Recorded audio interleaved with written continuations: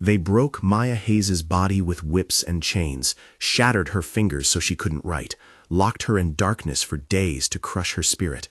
But what they could never destroy was the weapon she carried in her mind: knowledge, passed down through whispered words in the slave quarters at night, transforming broken people into warriors of hope, one secret lesson at a time.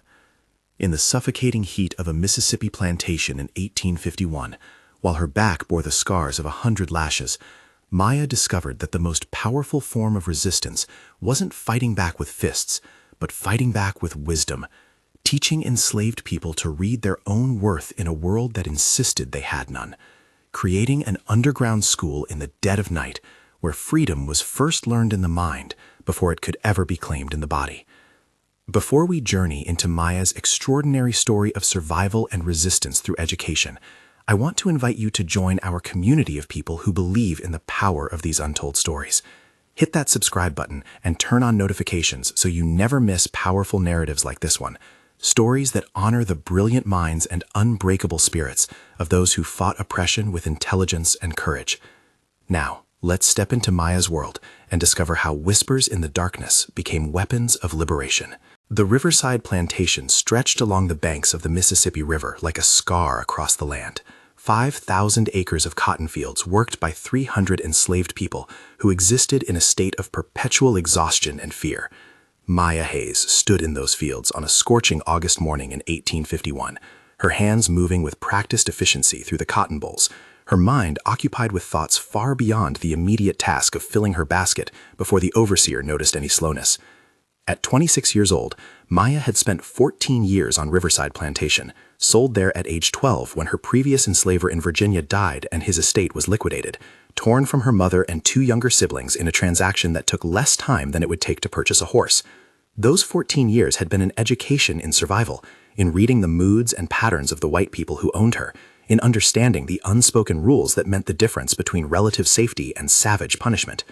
But Maya carried something else within her, something her mother had given her in those last desperate moments before they were separated forever: the ability to read. Her mother, Ruth, had been a house slave in Virginia, had secretly learned her letters by watching the enslavers' children receive their lessons, and had passed that forbidden knowledge to Maya in whispered sessions late at night when the other enslaved people slept. "This is your weapon," Ruth had told her daughter, pressing her hand against Maya's chest. "Knowledge they can't see, can't take away unless they kill you. You keep this safe, keep this hidden, and someday you use it to help others. Promise me, Maya. Promise me you'll remember that you're more than what they say you are, that you're human and intelligent and capable of greatness they can't even imagine." Maya had promised, had carried that promise through the horror of being sold away, through the brutality of Riverside Plantation, through countless moments when death would have been easier than continuing to live in bondage. The overseer who managed the field hands on Riverside was a man named Silas Crawford, a poor white Southerner who had risen to his position through exceptional cruelty and an almost supernatural ability to detect any hint of resistance or defiance among the enslaved people under his control.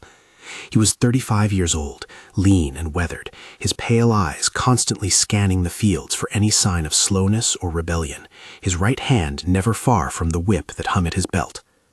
Crawford hated enslaved people with a passion that went beyond the economic calculations of the plantation owner, Master Edmund Whitfield, who at least saw his human property as valuable assets to be maintained in working condition.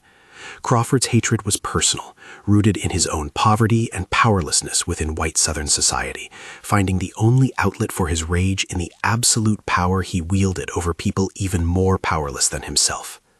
Maya had learned to be invisible to Crawford, to work efficiently but not so efficiently as to draw attention, to keep her eyes downcast, to move through the fields like a shadow that couldn't be fully perceived. But on this particular morning, something happened that would change everything, that would set in motion a chain of events testing her in ways she had never been tested before. A young boy named Thomas, perhaps 9 years old, collapsed in the row next to Maya's, overcome by the heat and dehydration that claimed lives regularly in the Mississippi cotton fields. Maya dropped her basket immediately and rushed to help him, cradling his head, calling for water, trying to revive a child whose small body had simply given out under the impossible demands of forced labor in brutal heat. Crawford saw the commotion and strode over with the grim satisfaction of someone who had found an excuse to exercise the violence that was always simmering just beneath his surface.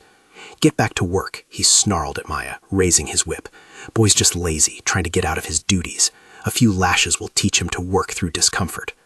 But something in Maya snapped at those words. Some limit finally reached after 14 years of swallowing rage and injustice and the casual cruelty of people who saw children as property to be worked rather than humans to be protected. "He's a child," Maya heard herself saying, her voice loud and clear in the sudden silence of the field, every other enslaved person freezing in shock at this open defiance. "He's sick and dehydrated, and if you don't give him water and shade, he's going to die. And his death will cost Master Whitfield money, which I expect he won't appreciate." The last sentence was calculated, an appeal to economic interest rather than humanity, because Maya understood that enslaved people had no value except monetary value, that the only argument that might work was one based on property preservation rather than compassion. But Crawford's face flushed with fury at being contradicted by a slave, at having his authority questioned in front of other enslaved people who might get ideas if this challenge went unpunished. "You think you're smart," he said quietly, and there was something in his tone that made Maya's blood run cold, a promise of pain that transcended the usual violence of plantation life. "You think you're better than you are, think you can talk to white folks like you got rights. Time somebody taught you your place, taught you proper respect. Time somebody broke you down so far you can't never rise back up." What happened next was a lesson in calculated brutality, designed not just to punish but to destroy, to make an example that would terrorize the other enslaved people into absolute submission. Crawford ordered Maya tied to the whipping post, a massive oak tree at the edge of the field where public punishments were carried out to ensure maximum psychological impact. He summoned the other enslaved people to watch, forced them to witness what happened to those who stepped out of line, who forgot their place, who dared to speak back to white authority. And then he began the whipping. 25 lashes that stripped the skin from Maya's back, each crack of the whip accompanied by Crawford's voice enumerating her crimes: insubordination, laziness, uppity behavior, lack of respect. Maya bit down on the rag they had shoved in her mouth to muffle her screams, determined not to give Crawford the satisfaction of hearing her break, not to traumatize the watching children more than necessary by letting them hear her agony. But the physical torture was only the beginning of what Crawford had planned. After the whipping, when Maya hung barely conscious from the post, her back a mass of bleeding wounds, Crawford had her taken to a small shed that served as a makeshift prison for enslaved people who required special punishment. It was perhaps 6 feet by 6 feet, barely tall enough to stand in, with no windows and only small gaps between the boards that let in minimal air and light. "You stay here until you learn your lesson," Crawford said, his face inches from hers, his breath hot and rotten. "No food, no water, no light. Just you and the darkness and the pain, until you understand that you ain't nothing, you ain't nobody, you just property that needs to remember its place." The shed door closed, leaving Maya in absolute darkness, her back screaming with pain, her throat parched with thirst, her body beginning to understand that she might actually die here, that Crawford's rage might have pushed him beyond the usual calculations about preserving valuable property. The first day passed in a haze of agony and delirium, Maya drifting in and out of consciousness, her mind playing tricks as dehydration and pain created hallucinations. She saw her mother's face, heard Ruth's voice reminding her of the promise she had made. "You're more than what they say you are. You're human and intelligent and capable of greatness." She saw the faces of the enslaved people she had lived with for 14 years, people who had become family in the absence of her blood family, people who depended on the small acts of kindness and solidarity that made life bearable. She saw young Thomas, the boy whose collapse had triggered this nightmare, and wondered if he had survived, or if Crawford had punished him too.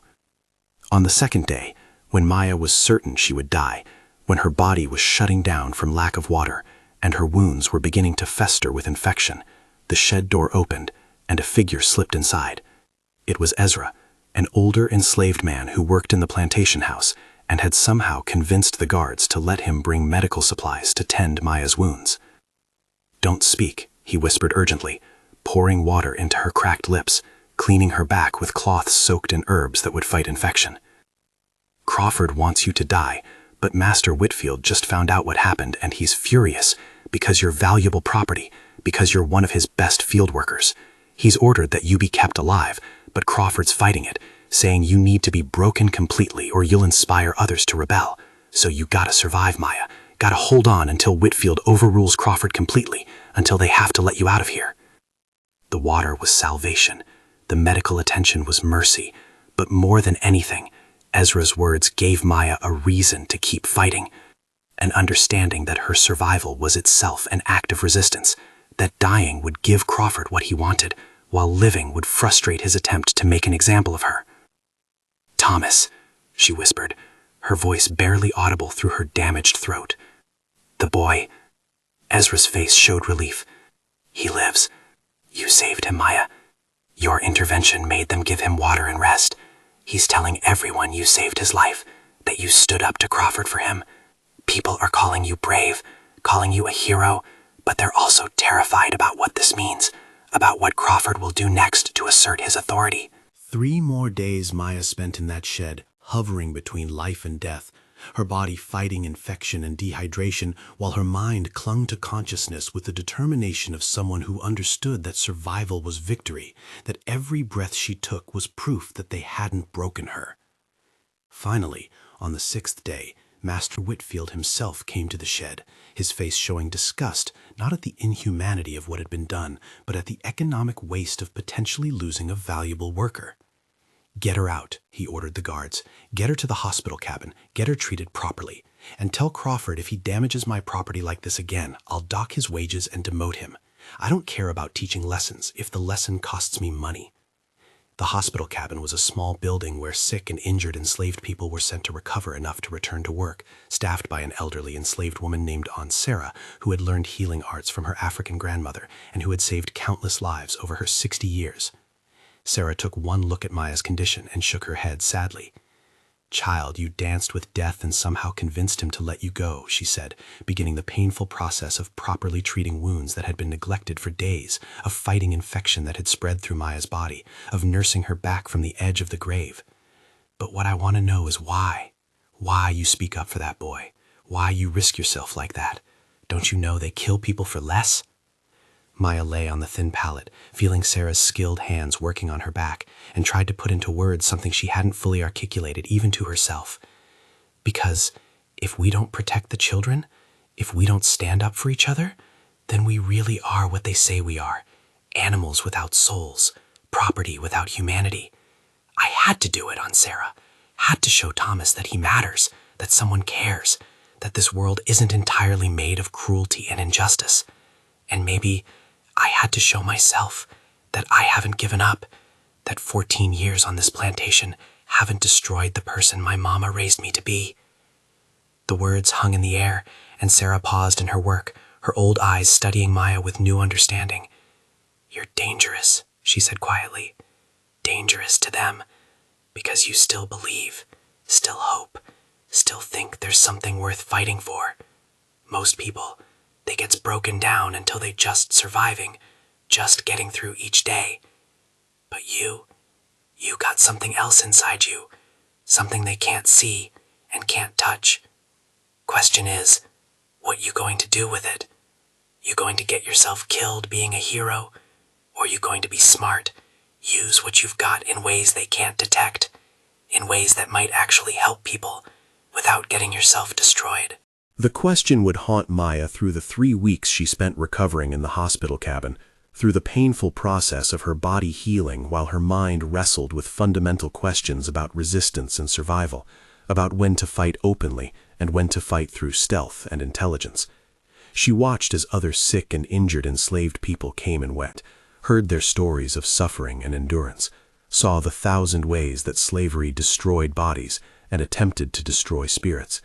She listened to Aunt Sarah's wisdom, accumulated over 6 decades of surviving and helping others survive, learning that resistance took many forms, that the most effective resistance was often invisible to the oppressors, that changing hearts and minds might ultimately be more powerful than dramatic gestures of defiance. And slowly, carefully, Maya began to form a plan, a strategy that would use her greatest asset, the knowledge her mother had given her, in ways that might help others while minimizing the risk of the kind of brutal punishment she had just barely survived. She would teach, not openly, not in ways that would draw attention, but through whispers in the slave quarters at night, through secret lessons in reading and writing and mathematics, through the transmission of knowledge that could help enslaved people understand their own worth, plan for the future, imagine and prepare for freedom, even if that freedom seemed impossibly distant. "How many people on this plantation can read?" Maya asked Aunt Sarah one evening, as the old woman changed her bandages. Sarah's eyes narrowed, understanding immediately where this question was leading, understanding the danger inherent in what Maya was considering. "Maybe 5 out of 300, she replied carefully. "Reading's illegal for slaves, you know that. People get caught with books, they get sold away, or worse. You thinking about teaching people? Child, that's more dangerous than what you did in the field. Crawford finds out you're teaching reading, he won't stop at a whipping. He'll make sure you never teach nobody nothing ever again."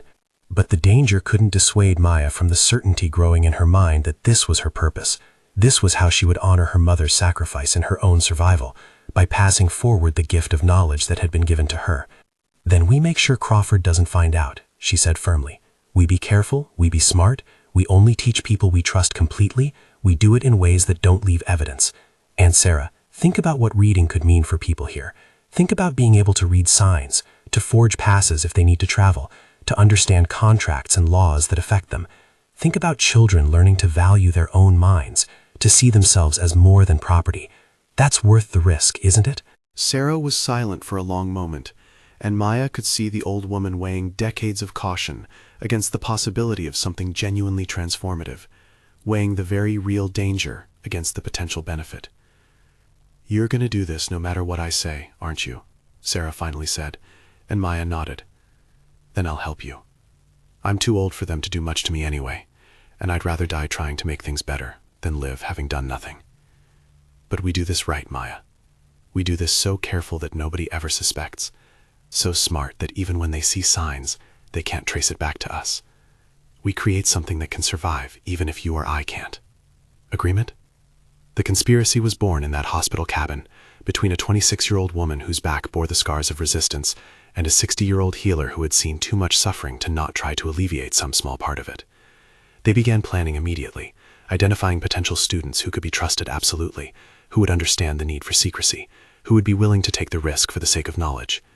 They decided to start with just 3 people: Ezra, who had saved Maya's life and who worked in the main house where access to information and documents might prove valuable; a young woman named Ruth, named after Maya's mother, which felt like a sign, who showed unusual intelligence and asked questions about the world beyond the plantation; and a boy named Samuel, 12 years old and showing the kind of curiosity that could either get him killed or make him extraordinary if properly nurtured. Maya was released from the hospital cabin on a cool October morning, her back healed enough for work, though it would carry scars forever, her body weakened by the ordeal, but her spirit somehow strengthened by having survived it. She returned to the fields, took up her position in the cotton rows, and endured the stares of the other enslaved people who looked at her as if she were a ghost, someone who should have died but hadn't, someone who had defied Crawford and lived to tell about it. The overseer himself watched her with barely concealed fury, clearly frustrated that his attempt to break her had been overruled by Master Woodfield's economic calculations, clearly waiting for another opportunity to finish what he had started. But Maya had learned caution along with courage, had learned that true resistance required intelligence as much as bravery, required the ability to appear broken while secretly building strength, to seem compliant while secretly planning rebellion.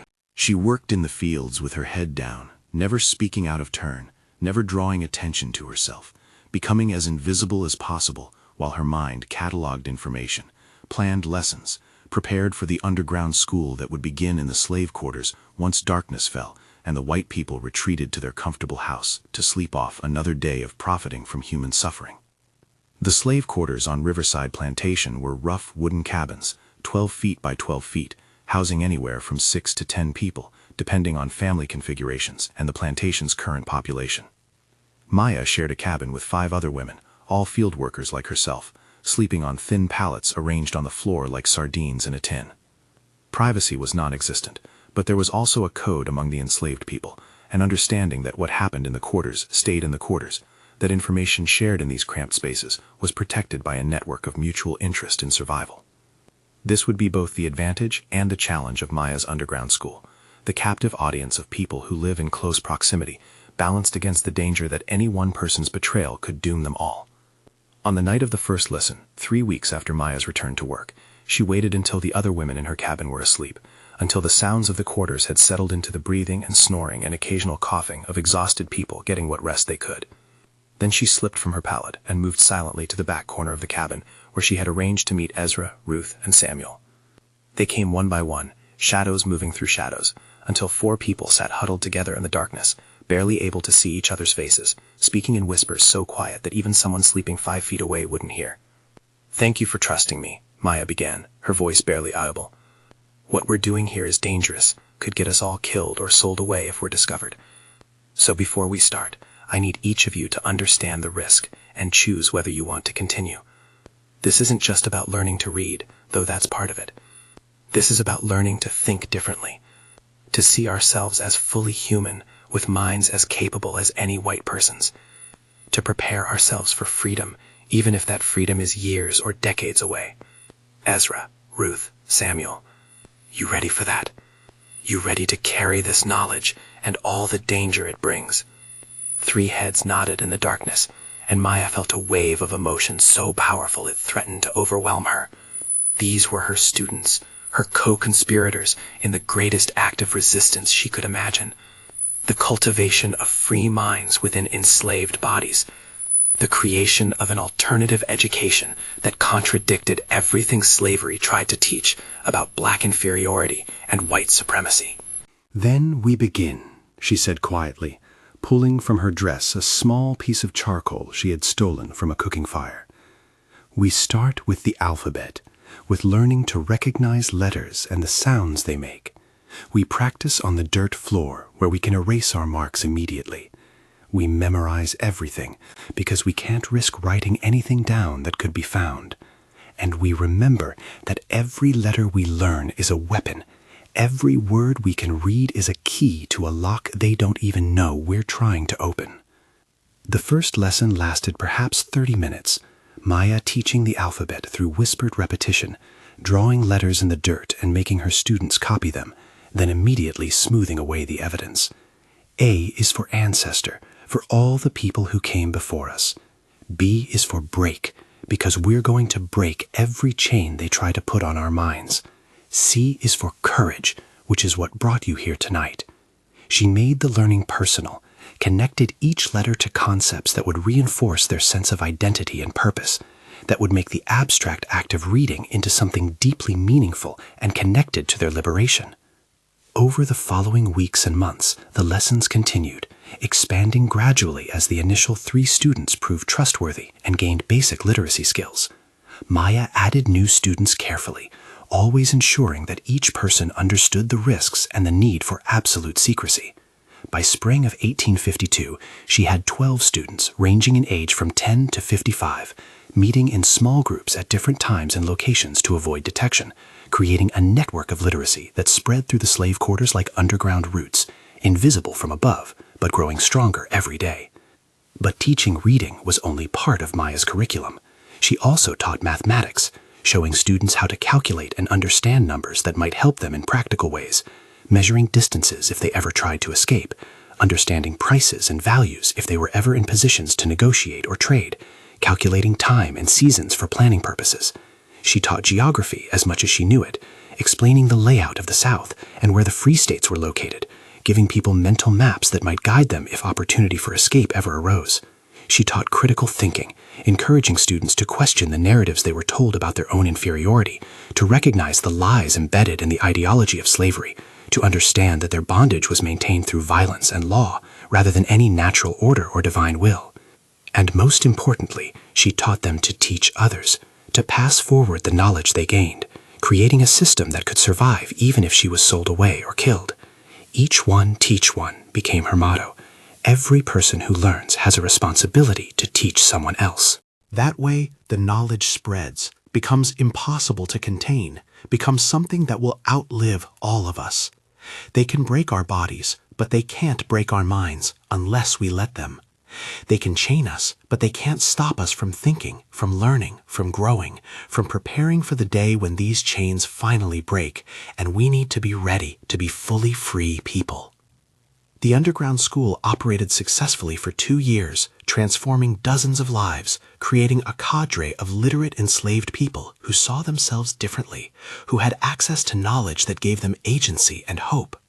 But success bred risk, because as more people learned to read, as the transformation became visible in increased confidence and subtle acts of resistance, the white people on the plantation began to notice that something was different, that the enslaved people seemed less broken, more alert, more capable than they should be. Crawford was the first to voice suspicions, telling Master Whitfield that he sensed some kind of organizing among the slaves, some kind of secret activity that was making them harder to control. "They're different," he insisted. "Something's changed in the past 2 years. They're not as afraid as they should be, not as obedient. I'm telling you, something's going on, some kind of rebellion being planned, and we need to root it out before it explodes into violence." Whitfield was skeptical, seeing no overt signs of rebellion, but he authorized Crawford to investigate, to watch the slave quarters more carefully, to try to discover if there was indeed some kind of conspiracy at work. The increased surveillance made the lessons more difficult and more dangerous, forcing Maya and her network to become even more careful, to create more sophisticated systems of signals and lookouts, to meet less frequently and for shorter periods. But the risk also reinforced the importance of what they were doing, the understanding that the plantation owners feared educated enslaved people, precisely because education was empowering, because knowledge was indeed a weapon that could ultimately overthrow the entire system of slavery. "They scared," Maya told her students one night as they huddled in a barn supposedly collecting hay for the animals. "They scared because they know that once we understand our own worth, once we can read and think and plan, we become dangerous to their whole way of life. So we have to be smarter, have to be more careful, but we absolutely cannot stop. Stopping would be giving them what they want, would be accepting that we don't deserve knowledge, would be betraying everything we've been working toward." The crisis came in the summer of 1854, 3 years after Maya had begun her underground school. A young man named James, one of her students, was caught with a piece of paper on which he had written his own name, practicing his newly learned literacy in a moment of pride and carelessness. Crawford found the paper, immediately understood its implications, and began an investigation that threatened to expose the entire network. James was subjected to brutal interrogation, tortured to reveal who had taught him to write, who else was involved, where and when the lessons took place. For 3 days, James endured beating and deprivation, and for 3 days he said nothing, protecting Maya and the others, even as his own body was being destroyed. But Crawford's investigation was tightening, his attention focusing increasingly on Maya as the probable teacher, the instigator of what he now called a conspiracy to incite rebellion through illegal education. "I know it's you," he told Maya, confronting her in the field, his face inches from hers. "I know you're teaching these slaves to read, putting ideas in their heads, making them think they're better than they are. And I'm going to prove it. And when I do, I'm going to make sure you never teach anyone anything ever again. You understand me? I'm going to break your hand so you can't write, cut out your tongue so you can't speak, make such an example of you that no one will ever try this again." The threat was specific and terrifying, a promise of permanent mutilation that would make Maya's continued existence a warning to others. She understood that Crawford's obsession with her had become personal, that he saw her as the embodiment of everything he feared about intelligent, resistant enslaved people, that he would not rest until he had destroyed her completely. That night, at an emergency meeting of her corps students, Maya made a decision that broke her heart but seemed necessary for the survival of what they had built. She would leave Riverside Plantation, would attempt to escape to the north, would remove herself as the focal point of Crawford's investigation so the underground school could continue without her. "No," Ezra said immediately, his voice filled with anguish. "We don't sacrifice you to save ourselves. We fight together. We protect each other. That's what you taught us, Maya. That's what all these lessons have been about. We're human beings who matter, who deserve to protect each other, who don't abandon our own to save ourselves." The others nodded in agreement, their faces showing the same determination that Maya had worked to cultivate through 3 years of secret lessons. "You saved my life," young Samuel said quietly. "You gave me knowledge that changed everything for me, made me see myself as more than property. Now it's our turn to save you, to protect you the way you've protected all of us." Their loyalty was touching, but also dangerous, because Maya knew that staying meant inevitable discovery, meant Crawford eventually finding the evidence he needed to not just punish her, but to destroy the entire network of learners she had created. But before she could argue further, Aunt Sarah appeared at the meeting, her old face grave with news. "James is dead," she said quietly. "Couldn't survive the beating, or maybe chose not to survive. Chose to take what he knew to the grave rather than betray anyone. He died protecting us, Maya. Died rather than give Crawford what he wanted. We owe it to him to make sure his death meant something, to make sure this network survives, to make sure that what you started continues no matter what happens to you." James's death hit Maya like a physical blow, another casualty of her decision to start the underground school. Another person who had paid the ultimate price for the crime of wanting to learn, of believing that he deserved knowledge. She had known the risks intellectually, had warned her students repeatedly that what they were doing was dangerous, but the actual death of someone she had taught, someone whose spark of intelligence she had helped to nurture, was a horror that threatened to break through her carefully maintained composure. "This is my fault," she whispered, tears streaming down her face. "If I hadn't started teaching, if I had just stayed quiet, James would still be alive." But Aunt Sarah gripped her shoulders hard, forced Maya to meet her eyes. "James's death is Crawford's fault, is the fault of a system that makes it illegal for human beings to learn to read," the old woman said fiercely. "You gave James something beautiful, something that made his life mean more than just—" "James is dead," she said quietly. "Couldn't survive the beating, or maybe chose not to survive. Chose to take what he knew to the grave rather than betray anyone. He died protecting us, Maya. Died rather than give Crawford what he wanted. We owe it to him to make sure his death meant something, to make sure this network survives, to make sure that what you started continues no matter what happens to you." James's death hit Maya like a physical blow, another casualty of her decision to start the underground school. Another person who had paid the ultimate price for the crime of wanting to learn, of believing that he deserved knowledge. She had known the risks intellectually, had warned her students repeatedly that what they were doing was dangerous, but the actual death of someone she had taught, someone whose spark of intelligence she had helped to nurture, was a horror that threatened to break through her carefully maintained composure. "This is my fault," she whispered, tears streaming down her face. "If I hadn't started teaching, if I had just stayed quiet, James would still be alive." But Aunt Sarah gripped her shoulders hard, forced Maya to meet her eyes. "James's death is Crawford's fault, is the fault of a system that makes it illegal for human beings to learn to read," the old woman said fiercely. "You gave James something beautiful, something that made his life mean more than just forced labor. You gave him dignity, gave him the ability to write his own name, to see himself as a thinking person deserving of knowledge. He chose to protect that, chose to die rather than betray it. You honor him by continuing, by making sure his sacrifice wasn't wasted, by ensuring that the school survives and more people learn and the network grows until it becomes impossible to stop." The words steadied Maya, gave her the strength to make a decision that was both terrifying and necessary. She would stay, would continue teaching despite the increased danger, despite Crawford's promises of mutilation and destruction, despite the knowledge that she was living on borrowed time until he found the proof he needed. But she would also prepare for the inevitable, would create backup systems and multiple teachers who could continue if she was captured, would document what she had learned about teaching literacy in ways that could be passed forward.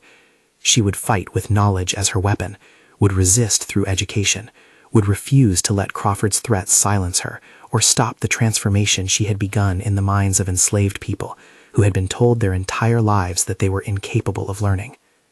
The months that followed were a cat-and-mouse game between Maya and Crawford, between the underground school and the overseer's determination to expose it. Maya developed increasingly sophisticated methods, creating codes that allowed communication without readable writing, using songs and stories that contained hidden lessons, developing a memorization system that made written materials unnecessary, training multiple teachers so the knowledge was distributed rather than concentrated in one person. The school adapted, evolved, became harder to detect and harder to destroy, even as Crawford's surveillance increased, even as he instituted random searches and increased punishments for any hint of unauthorized gathering or suspicious behavior. But the strain was taking its toll on Maya, the constant vigilance wearing away at her spirit, the knowledge that every lesson might be her last, creating a pressure that made each day feel like walking on a knife's edge. She lost weight, slept poorly, found herself jumping at shadows, always waiting for the moment when Crawford would finally get the evidence he needed and the promised mutilation would begin. Her students watched her deteriorating with concern, tried to convince her to rest, to let others carry more of the burden, but Maya pushed herself harder, driven by the understanding that time was running out, that she needed to teach as much as possible while she still could. The climax came on a cold February night in 1855, 4 years after Maya had begun her underground school. Crawford had finally gathered what he considered sufficient evidence: testimony from an enslaved person he had tortured into betrayal, documents he claimed proved illegal education was occurring, a pattern of behavior that he argued demonstrated organized conspiracy. He burst into the slave quarters with a group of patrollers, dragged Maya from her cabin, and announced that she would be tried by Master Whitfield for the crime of teaching slaves to read, with punishment to be determined after the trial. The trial was a mockery of justice, held in Whitfield's parlor with no defense permitted, no evidence required beyond Crawford's accusations, no possibility of any outcome except conviction. Whitfield himself seemed almost bored by the proceedings, more concerned with protecting his property investment than with any moral or legal questions about the rights of enslaved people to education. "The law is clear," he said after hearing Crawford's testimony. "Teaching slaves to read is illegal. If you've done this, Maya, you've committed a serious crime against the social order, against the proper relationship between races, against the natural hierarchy that keeps civilization functioning. However, I'm also a practical man. You're valuable property, and destroying you completely serves no economic purpose. So here's my verdict: 25 lashes for the crime of teaching literacy, another 25 for inciting potential rebellion, and your sale at auction next month to a buyer outside the state." You'll be separated from everyone you know, sent somewhere where your dangerous ideas can't spread, where you'll have no opportunity to corrupt other slaves with this reading nonsense. The sentence was intended to be merciful in Whitfield's calculation, a punishment that maintained his authority while preserving his property value by selling Maya rather than permanently damaging her. But to Maya, the prospect of being sold away was in some ways worse than the promised whipping, because it meant losing the community she had built, the students she had been teaching, the network of knowledge that had become her life's work. "What about the school?" she asked, her voice steady despite her terror. "What happens to the people I've been teaching? Are you punishing them too?" Whitfield waved a dismissive hand. "The others will be watched more carefully, but I'm not going to decimate my workforce by punishing everyone Crawford suspects. You're the instigator, the troublemaker who started this. Remove you, and the problem likely resolves itself. Most slaves don't have the intelligence or initiative to continue unauthorized education without a leader." The assumption revealed everything about how Whitfield and others like him understood enslaved people, as followers rather than leaders, as incapable of self-direction or initiative, as requiring a figurehead to organize anything more complex than basic survival. Maya felt a grim satisfaction in knowing how wrong he was, how completely he underestimated the people he owned, how thoroughly the underground school had transformed individuals who could and would continue teaching after she was gone. "You're making a mistake," she said quietly. "You think you can stop knowledge by removing one person, but you can't. What I started has grown beyond me, become something bigger than any individual. You can sell me, you can whip me, but you can't undo what's been done. The seeds have been planted, Master Whitfield. They're gonna grow whether you like it or not." The defiance cost her 10 additional lashes, bringing her total to 60, a punishment severe enough that she might not survive it. But as she was dragged to the whipping post, as she was tied and prepared for the savage beating that would leave her back destroyed once again, Maya felt a strange sense of peace. She had done what she came to do, had honored her mother's sacrifice, had passed forward the gift of knowledge to people who would carry it into the future. Whether she survived this punishment or not, whether she was sold away or remained at Riverside, the work would continue, the transformation would spread. The quiet revolution of educated minds would eventually contribute to slavery's downfall. The whipping began with the familiar crack of leather on flesh, and Maya bit down on the rag in her mouth, determined once again not to scream, not to give Crawford the satisfaction of hearing her break. But 60 lashes was far more severe than the 25 she had received years earlier, and by the 30th lash, Maya felt consciousness beginning to slip away, felt her body shutting down as a mercy against pain too great to endure. She floated in a space between awareness and unconsciousness, between life and death. And in that liminal state, she saw faces, her mother Ruth teaching her to read in secret, young Thomas, whose collapse had first brought her to Crawford's attention, James, who had died protecting the school, all her students who had risked everything to learn, all the people throughout history who had fought for knowledge, for dignity, for the right to be recognized as fully human. When she woke, she was in the hospital cabin once again, Aunt Sarah tending her wounds with the same skilled hands that had saved her life 4 years earlier. "You survived," Sarah said softly, relief evident in her old voice. "Don't know how, but you survived. Crawford tried to kill you with that whipping, pushed it further than he should have, but your body refused to quit. You're going to carry scars that make the old ones look like nothing, probably going to have permanent damage, but you're alive. And in 3 weeks, Whitfield's selling you to a trader heading to Louisiana, so we got 3 weeks to make sure you're ready for whatever comes next. 3 weeks to heal enough to survive transportation and sale, 3 weeks to say goodbye to everyone she had come to love, 3 weeks to ensure the underground school would continue after her departure. Maya spent those weeks in a frenzy of activity despite her weakened condition, meeting with students in small groups, transferring knowledge and strategies, appointing multiple teachers who would work independently so that exposing one wouldn't compromise the others, creating a decentralized system that could survive indefinitely regardless of who was present or absent. Each one teach one, she reminded them repeatedly. Keep it alive, keep it growing, keep it secret. And someday when slavery finally ends, make sure people know what happened here. Make sure they understand that enslaved people educated themselves, that we claimed our humanity through knowledge, that we refused to let them keep us ignorant. The sale happened on a cold March morning, Maya chained to a coffle of other enslaved people being transported to Louisiana, her back still healing from the whipping, her heart breaking at leaving behind the community she had built. As the chain gang began its march away from Riverside Plantation, Maya looked back one final time and saw her students gathered to watch, saw tears streaming down faces she had come to know so well, saw hands raised in farewell. And then she saw something else. Young Samuel, holding up a piece of paper on which he had written in careful letters, "We will remember. We will continue. Thank you."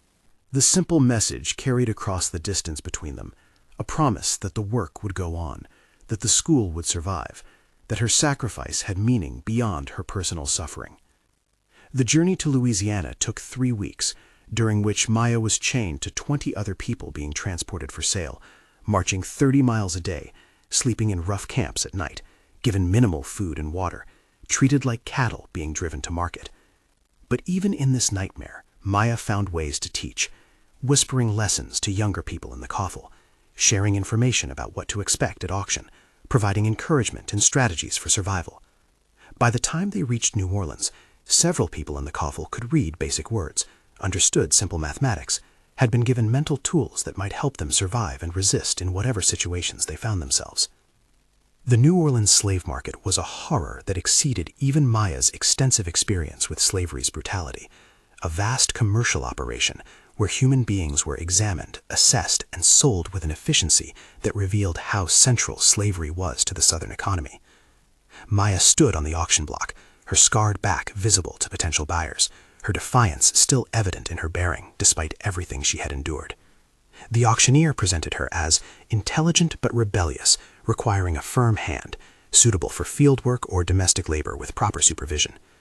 The bidding was competitive, despite the warning about her rebellious nature, because literate slaves were rare and valuable, because her demonstrated intelligence could be useful if properly controlled. She was purchased by a sugarcane planter named François Dubois, a Creole aristocrat who owned a vast plantation 50 miles upriver from New Orleans. Dubois had specific plans for Maya, having heard about her literacy and her teaching, seeing potential to use her as a translator and accountant for his complex business operations, believing he could break her rebellious spirit and harness her intelligence for his own profit. "You're going to work for me in my office," he told her after the purchase, speaking in a mixture of French and English. "You'll keep records, translate correspondence, help manage the business side of the plantation. And if you serve me well, if you demonstrate loyalty and proper behavior, I might even allow you certain privileges that field slaves never receive. But if you cause trouble, if you try to educate other slaves without permission, I will destroy you so completely that you'll wish Crawford had finished what he started. Understood?" The offer was both opportunity and trap, a chance to work in conditions less physically brutal than field labor, balanced against the certainty that she was being watched constantly, that any hint of her teaching others would result in immediate and savage punishment. Maya agreed, understanding that she had little choice, but also understanding that she would find ways to continue her mission regardless of the surveillance, that the impulse to teach, to share knowledge, to help others claim their humanity through education was too deeply rooted in her identity to be suppressed by fear. The Dubois plantation was different from Riverside in important ways. The enslaved population was more diverse, including people born in the Caribbean and Africa who spoke different languages and practiced different forms of resistance, including practitioners of Vodou who maintained spiritual traditions that connected them to ancestral power and wisdom. Maya found herself in a rich cultural environment where education took multiple forms, where resistance was woven into religious practice and artistic expression, where the Underground Railroad had strong connections that made escape more feasible for those brave enough to attempt it. She worked in Dubois' office for 2 years, keeping records and translating letters, maintaining the appearance of loyal service while secretly using her access to information to help others. She warned people when sales were planned, gave advance notice of punishments being organized, shared information about routes and safe houses for those considering escape. And at night, in the slave quarters, she resumed teaching, more carefully than ever, but with renewed determination, understanding that every person she educated was a victory against the system, every mind she helped to free was a weapon forged against oppression. But the constant vigilance, the sustained effort to maintain her double life, the accumulated trauma of years of torture and displacement and forced separation from everyone she loved, eventually took its toll. In 1858, at age 33, Maya began to show signs of the exhaustion that came from years of operating at the edge of what was humanly sustainable, years of carrying the weight of other people's hopes while managing her own suffering. She grew thin, coughed constantly, showed symptoms of consumption that was common among enslaved people living in poor conditions with inadequate nutrition and medical care. Dubois, concerned about losing his investment, brought a doctor to examine her, a white physician who diagnosed advanced tuberculosis and predicted that Maya had perhaps a year to live. The news was delivered with the casual indifference that characterized how enslaved people's health was discussed, as if her impending death was notable only for its economic impact on Dubois' operations. "I paid good money for you," Dubois complained, as if Maya's dying was a personal insult. "Damned abolitionists are right about one thing. Slavery is economically inefficient when property dies before you've recovered your investment." Knowing she was dying liberated something in Maya, removed the caution that had governed her actions for years, freed her to take risks she had previously avoided. If she had a year to live, she would make that year count, would teach as many people as possible, would create as much positive disruption as she could before tuberculosis or the slaveholders finished her. She began teaching more openly, expanding her reach beyond the Dubois plantation to neighboring plantations, creating a network of literacy that spread across the region like wildfire through dry grass, impossible to contain once it had achieved sufficient momentum. The authorities noticed, of course. Complaints reached Dubois about his slave corrupting other people's property, teaching reading and writing and putting dangerous ideas into heads that should remain empty and compliant. But Dubois was in a bind. Selling Maya would recover some of his investment, but would also mean losing the business services she provided, while severely punishing her might hasten her death and eliminate the value entirely. He settled for restrictions that he thought would limit her impact, confining her to the plantation grounds, forbidding her to interact with enslaved people from other plantations, increasing surveillance of her activities. But Maya had become too skilled at covert education to be stopped by restrictions. She trained others to carry messages and lessons to neighboring plantations, created a distributed network where knowledge flowed through multiple channels rather than through her alone, developed teaching methods that could be implemented by people with minimal education themselves. The school had become a movement, had transcended any individual teacher, had become self-sustaining in ways that made suppression nearly impossible. In the spring of 1859, knowing her time was growing short, Maya did something unprecedented. She wrote down her story, documenting the underground school, the methods she had developed, the philosophy that had guided her work. She wrote on paper stolen from Dubois's office, working late at night when surveillance was minimal, creating a testament that would survive her death and provide guidance for others who might continue her work. The document was part autobiography, part teaching manual, part philosophical statement about the power of education to transform enslaved people from victims into agents of their own liberation. "I am Maya Hayes," she wrote. "I was born into slavery, but I refuse to die in it, at least not in my mind. My body has been property, has been tortured and sold and worked until it broke, but my mind remained free, remained capable of learning and growing and aging. I have taught hundreds of people to read, have helped them see themselves as human beings deserving of knowledge and dignity, have showed them that the chains on their bodies cannot bind their spirits unless they allow it.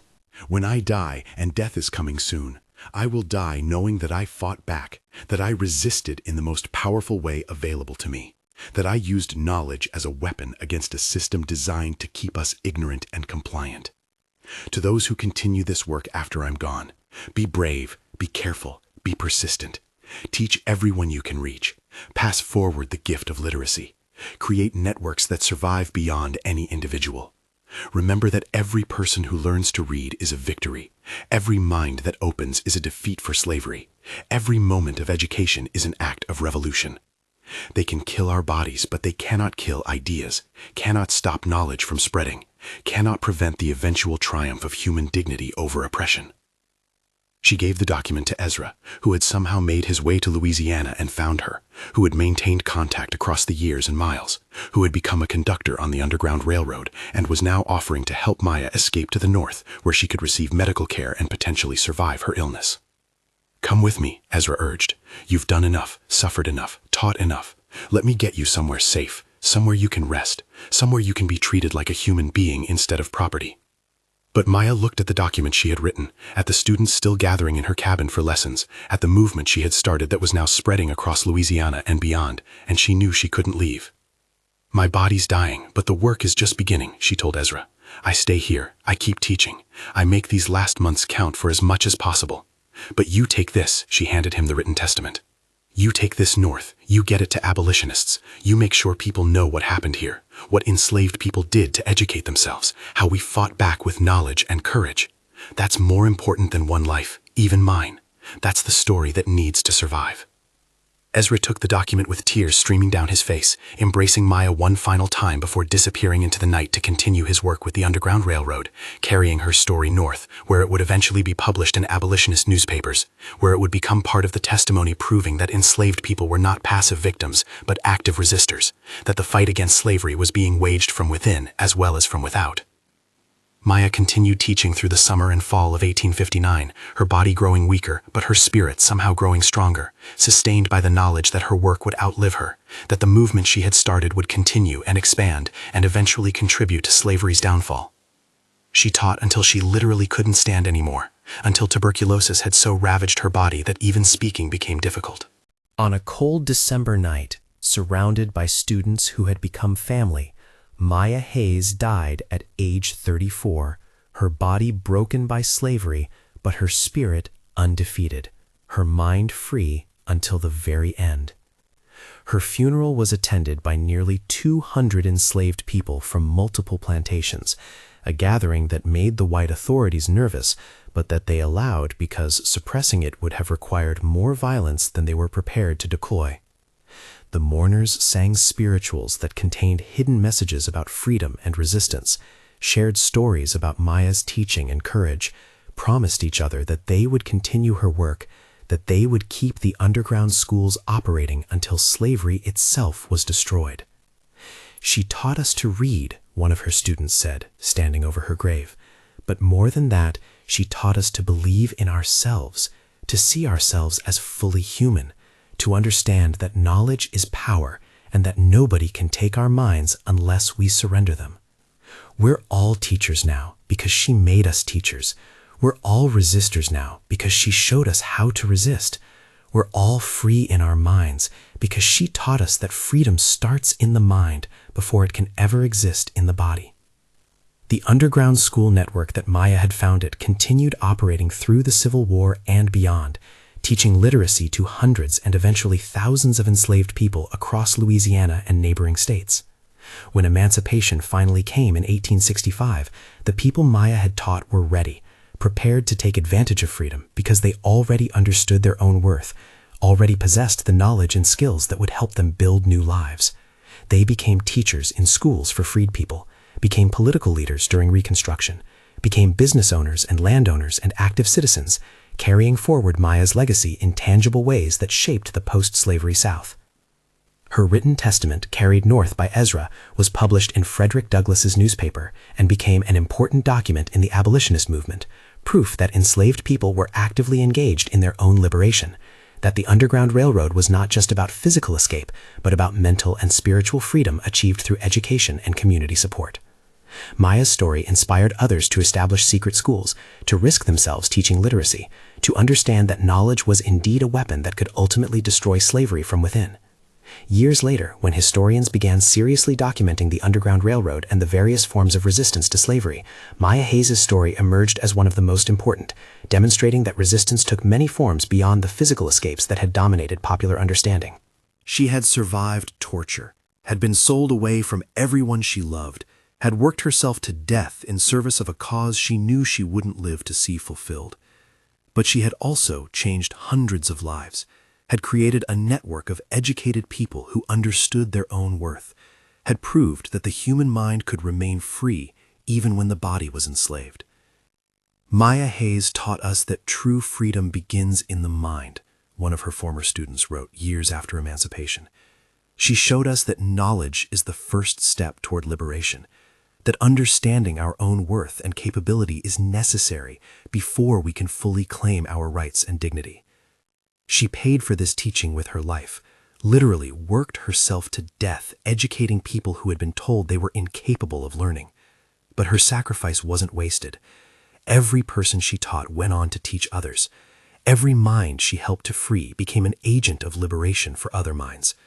She started something that couldn't be stopped, that grew beyond her, that eventually contributed to slavery's destruction. That's the power of education, the power of knowledge, the power of one determined person who refuses to accept that oppression is permanent, or that human dignity can be permanently suppressed. As we reflect on Maya Hayes' extraordinary life and legacy, we must recognize that her story challenges us in the present as much as it honors the past. She proved that the most effective resistance to oppression is often invisible to the oppressors, that changing hearts and minds through education can be more revolutionary than dramatic acts of violence or escape. She demonstrated that human dignity cannot be destroyed by torture or poverty or the legal fiction of property status, that the spirit remains free even when the body was enslaved, that knowledge, once gained, cannot be unchained. Her story reminds us that freedom is not simply the absence of physical chains, but the presence of mental and spiritual liberty, the capacity to see oneself as fully human, as deserving of dignity and opportunity, as capable of learning and growing and contributing to the world. She understood that enslaved people needed to be prepared for freedom before freedom came, needed to develop the knowledge and skills that would allow them to take advantage of emancipation when it finally arrived, needed to believe in their own worth before that worth could be recognized by law and society. And her story challenges us to ask, what forms of mental slavery persist in our own time? What systems of oppression work to keep people ignorant or convinced of their own inferiority? What barriers to education and knowledge exist that serve the same function that slavery's prohibition on literacy served? Maya Hayes used whispers in the Senzala to teach freedom because that was the only option available to her. But her example calls us to use every means at our disposal to spread knowledge, to combat ignorance, to ensure that every person has access to the education that allows them to claim their full humanity. If Maya's story has inspired you, if it has challenged you to think about the power of education and the importance of knowledge in fighting oppression, then I ask you to honor her memory by subscribing to this channel, by sharing these stories, by refusing to let them be forgotten. Hit that subscribe button and turn on notifications so you never miss stories of courage and resistance and the unbreakable human spirit. These are the narratives that remind us where we came from, what our ancestors endured and achieved, what we owe to those who fought so we could be free. In the end, Maya Hayes' greatest achievement was not her own survival, though that was remarkable, nor even the hundreds of people she directly taught, though that was extraordinary. Her greatest achievement was proving that the human mind is indeed a weapon, that knowledge can overcome brute force, that education is liberation, that dignity and humanity cannot be permanently suppressed no matter how brutal the system attempting to suppress them. She died young, died in slavery, died without ever experiencing legal freedom, but she lived free in her mind, lived with purpose and dignity, lived in ways that transformed others, and ultimately contributed to the destruction of the system that tried to destroy her. Her whispers in the Senzala became shouts of liberation. Her secret lessons became a movement. Her courage became inspiration for generations of freedom fighters who understood that the battle for liberation is fought first in the mind, in the understanding of one's own worth, in the claiming of knowledge that others try to deny. She showed us that slavery's greatest weakness was its dependency on keeping people ignorant, that once enslaved people understood their own capabilities and worth, the entire system was threatened. She showed us that every teacher is a revolutionary, every act of education is an act of resistance, every mind that opens is a defeat for oppression. Maya Hayes, born into slavery but free in her mind, tortured but unbroken, silenced but ultimately heard across generations. Her whispers echo still, calling us to recognize that freedom must be taught before it can be claimed, that knowledge is power, that human dignity survives even the most brutal attempts to destroy it. She used her mind as a weapon, wielded knowledge like a sword, fought oppression through education, and in doing so, became immortal. Her body rests in an unmarked grave in Louisiana, but her spirit lives in every person who values education, who fights ignorance, who believes that all humans deserve the knowledge that allows them to claim their full humanity. Rest in power, Maya Hayes. Your whispers became thunder. Your lessons became liberation. Your courage became our inheritance. We remember, we honor, we continue the work you began.